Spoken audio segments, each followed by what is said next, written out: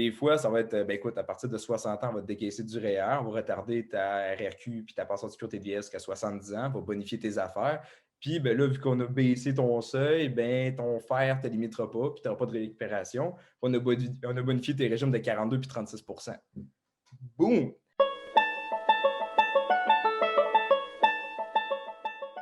Quelqu'un qui est à la retraite, justement, c'est comprendre quel argent tu vas décaisser sur 2 ans, quel argent tu vas décaisser sur 5 ans et quel argent tu vas décaisser sur les 10 et 20 prochaines années. Puis quel montant tu vas laisser en succession. Ça se peut que là-dedans, tu as un 100 000, tu ne prévois pas toucher. Si tu laisses 100 000 investi pour ta succession, ça va devenir peut-être bien 200 000, 300 000. Merveilleux, personne ne va s'en plaindre. Il arrive En une effet. bad luck entre-temps, faut que tu déménages, il y a une séparation. Ben, tu as de l'argent pour t'acheter une maison par après, tu as de la liquidité, on a diversifié ton portefeuille. C'est ça l'idée. Je suis rendu à la retraite, 100% de mon argent devrait être sécurisé. T'as peu. Quel argent que tu as besoin d'ici 1 à 2 ans? Et moi, l'argent, je vais avoir besoin de décaisser ma retraite. On s'est entendu sur un 20 000 par année, mais du risque pareil. D'un coup, j'aurais plus. Non, tu en as besoin. Imagine-tu payer ton loyer, puis à chaque fin de mois, on ne sait pas combien tu as dans le compte. Hey, c'est tannant, là. L'idée court terme, en dedans de 2 ans, on n'en fera pas de rendement. Donc, on ne peut pas se permettre du risque en dedans de 2 ans. Donc, qu'est-ce qu'on va faire? On va poigner des placements garantis ou ben, de l'argent dans un compte épargne ou l'argent dans le compte tout court. Puis c'est pas grave, parce que ça va nous permettre justement d'investir sur du moyen terme. Parce que quelqu'un qui me dit, moi, 100% de mon argent, je l'ai mis dans un REER. Tu arrives une bad luck, tu apprends où ton argent? Il faut que Ben, tu de l'impôt. décaisses à quelque part. Puis vous savez tout aussi bien que moi. Quand est-ce qu'il arrive de la malchance, un problème, un bris sur le char, l'enfant qui est malade, la toiture qui coule, quand tu n'as pas une scène? Ça arrive jamais quand tout va bien, ça arrive quand tout va mal. Donc, il y a beaucoup d'analyses retraite que je vais faire. On va faire décaisser les REER avant le CELI.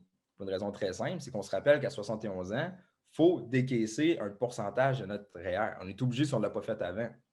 La stratégie va vraiment être propre à la situation. Ça, on va le décaisser en premier parce que si rendu à 71 ans, il faut le transférer en fer, puis qu'on fait des décaissements. Puis le décaissement est comme trop élevé. Puis la personne, ben, elle gagne plus que 77 000, ben, elle peut avoir un impôt de rattrapage sur sa pension de sécurité de vieillesse. On voulait faire du rendement, mais finalement, tu as un 15% de pénalité.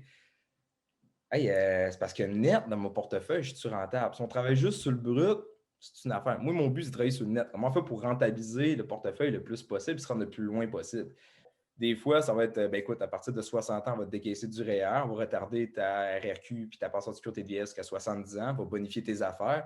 Puis ben là, vu qu'on a baissé ton seuil, ben ton fer ne te limitera pas, puis tu n'auras pas de récupération. On a bonifié tes régimes de 42 puis 36 Boum! Puis le C'est CELI, à quoi qui sert? C'est un montant de succession non imposable. c'est vraiment intéressant parce qu'au fond, là, c'est vraiment la planification de dire on voit les choses venir, on voit les différents crédits d'impôt qui se déclenchent ou pas à certains niveaux de revenus, puis tout ça. Le commun du mortel, j'ai envie de dire, ne peut pas se retrouver à travers tout ça. Ça me semble être comme. Il semble avoir comme beaucoup trop de données pour quelqu'un qui ne se connaît pas de dire voici ce que je fais, puis c'est la bonne solution. Il y a tellement de petites choses à savoir, il y a tellement de règles. TEMI, bon, on en parle souvent de ça. C'est quoi? Mhm. C'est quoi les impacts? C'est quoi le crédit de solidarité? Pourquoi on en reçoit ça? C'est quoi un crédit de TPS? Pourquoi on le reçoit?